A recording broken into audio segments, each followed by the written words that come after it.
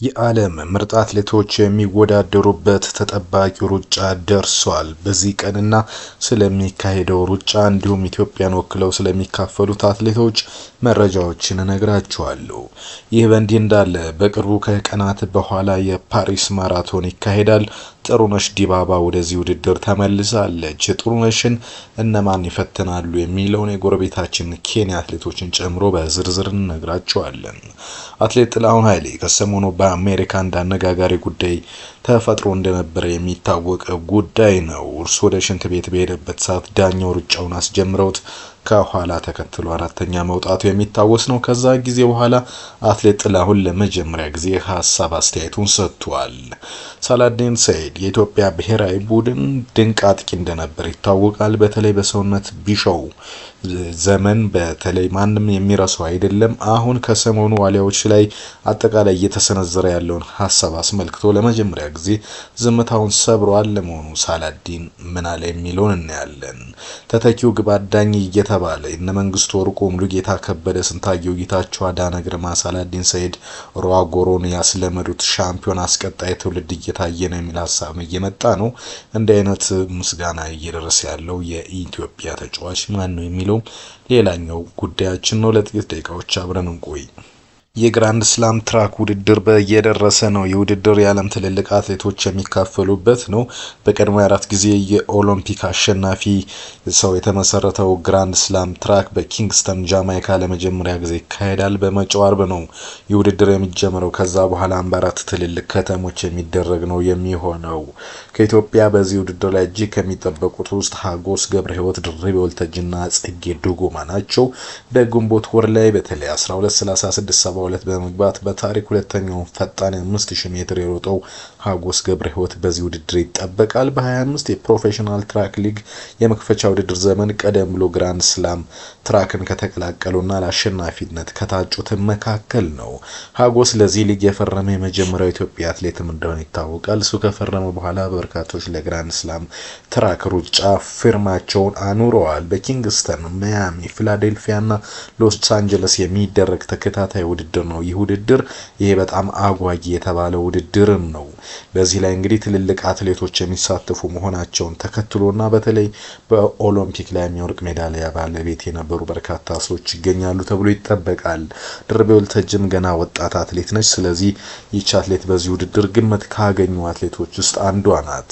ጽጌ ዱጉማ በናንጂንግ ቻይና ከደረሰባት ሽንፈት 6ኛ ደረጃ ከወጣች በኋላ ዳግም ከዛ ገግማ በግራንድ ስላም ትራክ ለአሸናፊነት በ800 ሜትር ቀድመ ግምትን አግኝታለች። በተለይ ሀጎስ ቀደም ብሎ የፈረመና ለልምምዱም ረጅም ጊዜ ያጠፋ መሆኑን ተከትሎ በግራንድ ስላም ትራክ ውድድር ላይ ትልቅ ግምት ከተሰጡት ሰዎች ውስጥ አንዱ ሆኗል።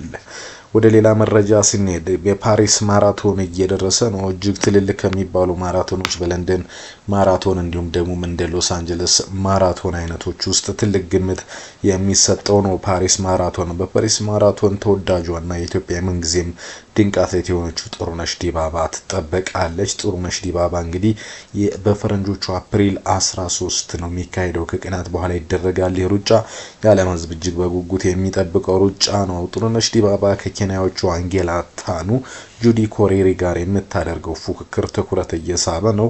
በተለይ አንጌላ ታኑ በወቅቱ ማራቶን ውድድር ላይ ጥሩ አቋም ላይ ያለች አትሌት ነች። ጁዲ ኮሬሪም እንግዲህ ለአሸናፊነት ትልቅ ግምት የተሰጠው ነው። ሁለቱ እንግዲህ የኢትዮጵያና የኬንያ ትንቅንቅ በጉጉት እየተጠበቀ ነው። ጥሩነሽ ዲባባ የመጀመሪያ የዓለም አቀፍ የውጭ ውድድር ያደረገችው በ2001 በዓለም አቀፍ አትሌቶች ውድድር ላይ ነው። ውድድሩን ስታካሄድ የ15 ዓመት ልጅም ነበረች።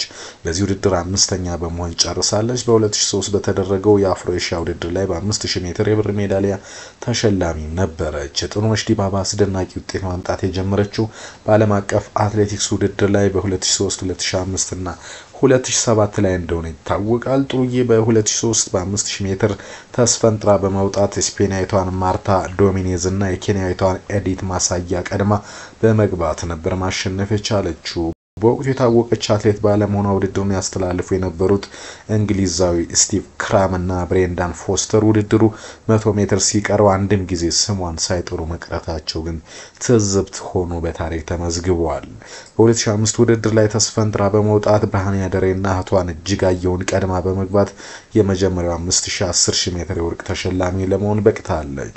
በ2007 ኦሳካ ላይ በተካሄደው የ10000 ሜትር ውድድር የቱርኳን ኤልቫን አቢለገሰን ተስፈንጥራ በመቅደም በ31:55:41 አሸናፊ የሆነችው ጥሩዬ በፓሪስ ማራቶንም ምናልባት ከ5000 እና 10000 በኋላ ታሪክ ትሰራለች ተብላ እየተጠበቀች ነው። በ2004 በአቴንስ ኦሎምፒክ በ5000 ሜትር ጥሩነሽ ሶስተኛ ወጣለች። በመሰረት ደፋርና በኢሳቤላ ኦቼቺም ተሸንፋለች። በዛው ወቅት በሁኔታው ብዙ ሰዎች ቢበሳጩም የ19 ዓመቷ ጥሩነሽ የመጀመሪያ ወጣት ባለ ኦሎምፒክ ሜዳሊያ የኢትዮጵያ አትሌትን የታባለ ታሪክና ባለ ሪከርድ አድርጓት ያለፈ ታሪክ እንደሆነ ይታወቃል። በ2006 በወርቃማው የኢትዮጵያ ቡድን ውስጥ ከ6 የወርቅ ሜዳሊያዎች 5ቱ በቡድን እንዳጠቃላይ ኢትዮጵያን ሲያሸንፉ ጥሩዬ የዚህ አካልም እንደነበረች ይታወቃል። 83333 የአሜሪካ ዶላርም መሸለሟን የምናስታውሰው ጉዳይ ነው። የጥሩነሽ ዲባባ ያሯሯጥ ዘዴ በመጨረሻ ዙር ላይ ተስፈንጥሮ በመውጣት ማሸነፍ ነው። በመጨረሻ 10000 ሜትር ውድድር ላይ በ2005 ዓ.ም የመጨረሻውን 400 ሜትር በ58.33 ሴኮንድ የጨረሰች አስደናቂ አትሌት ሆናለች። ጥሩነሽ ዲባባ በአገር አቋራጭ ሩጫ የተሳካ ውጤት አምጥታለች። በዓለም አቀፍ አትሌቲክስ ውድድር ባሰናደው ዓለም አቀፍ የአገር አቋራጭ ውድድር 5 የወርቅ ሜዳሊያ ማሸነፍ እንደሆነች የሚታወቅ ነው። ውድድሩም የወጣቶች በላውሳኔ 2003 አንድ አጭር ርቀት የሮጦች ሲሆን በሴንት ጋልሜር 2005 እና ሌሎች 2 ረጅም ርቀት በሴንት ጋልሜር እንዲሁም በፉኮካ በ2007 ጀምሮ በየምድቡ አንድ ውድድር ብቻ ይካሄዳል። በዚህ ውድድርም እንግዲህ ንቁ ተሳትፎ ካደረጉ አትሌቶች ውስጥ አንዷ ነበረች። ጥሩነሽ ዲባባ በዚህ ውድድር ላይ እንግዲህ ጥሩ ውጤት ያመጣሉ ተብሎ ከሚጠበቁ አትሌቶች መካከል ነች። ድል ለጥሩነሽ ዲባባ እንዲሆን ሁሉ ስፖርት ይመኛል። ወደ ሰሞነኛው ጉዳይ እንለፍ። ከሰሞኑ የዓለም አትሌቲክስ መነጋገሪያ የሆነው የአትሌት ጥላሁን ኃይሌና የአንድ አሜሪካዊ አትሌት ጉዳይ ነው። አትሌት ጥላሁን ኃይሌና የአሜሪካ አትሌት እንግዲህ ውድድሩ ሊጀመር ሲል ሰዓት ገና ነው እና ተዝናኑ በተባሉበት ሰዓት ወደ ሽንት ቤት እንደሄዱ ሩጫው መጀመሩ የሚታወቅ ነው። ከኋላ የተከተለው ጥላሁን ኃይሌ እንግዲህ በመላለቀ ሰዓት አራተኛ በመግባት የራሱን ምርጥ ሰዓት አስመዝግቦ ነበር። ከዚህ ክስተት በኋላ ጥላሁን ኃይሌ ለመጀመሪያ ጊዜ ሐሳብ አስተያየቱን ሰጥቷል። የኢትዮ ራነርስ ባለቤት ወንዴ ከአትሌት ጥላሁን ጋር ተገናኝቶ ነበር። ከአትሌት ጥላሁን ኃይሌ ጋር በዴንቨር ኢንተርናሽናል ኤርፖርት ተገናኝተን ለ20 ደቂቃዎች አብረን ቆይተናል ብሏል። ከዚህ በላይ ብንቆይና ከኤርፖርት ወጥተን ዞር ብለን ብንጫወት መልካም ነበር፣ ግን የስፖንሰር ኩባንያው ጋር ቀልድ የለም፣ ሁሉም ነገር በሰዓት ስለሆነ አብረን እንዳንቆይ ገደቡን ብለዋል። በነበረን ቆይታ በካሊፎርኒያ ስላደረገ 10000 ሜትር ውድድር ጠይቄው ነበር። ጥሩ ላይ ነበርኩ፣ አሸንፋለሁ ብዬ አስቤ ነበር፣ ነገር ግን አልሆነም ብለዋል። ምንድን ነበር ችግሩ የሚልም ጥያቄ ተነስቶለታል። ከኢትዮ ራነርስ ውድድሩ ሊጀመር ተዘጋጅተን ሳለ ማስጀመሪያ ሰዓት ገና ነው፣ እስከዛማ ሙቁ ተባልን። የተወሰኑ ሆቴሎች እያሟሟቅን ወደ መጸዳጃ ቤት ሄድን።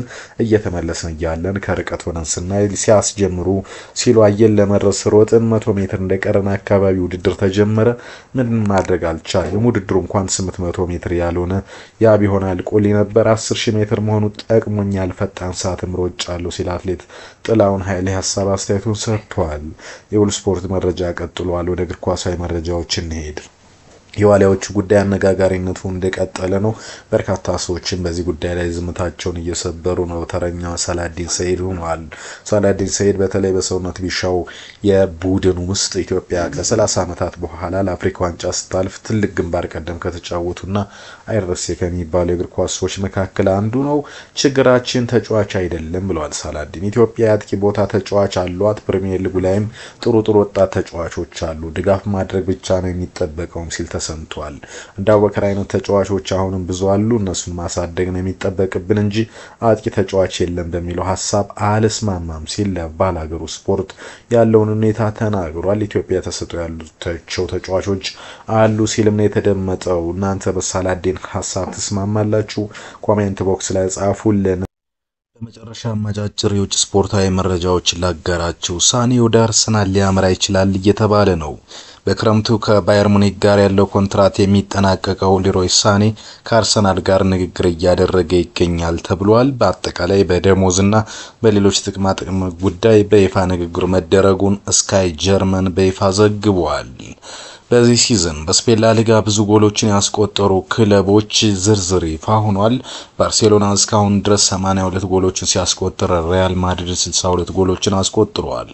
አትሌቲኮ ማድሪድ 47፣ አትሌቲክ ክለብ 46፣ ቪላሪያል 51፣ ሪያል ቤቲስ 40 እንዲሁም ራያል ቫልካኖ 33 እና ሴልታ ቪጎ 42 ጎሎችን አስቆጥረዋል።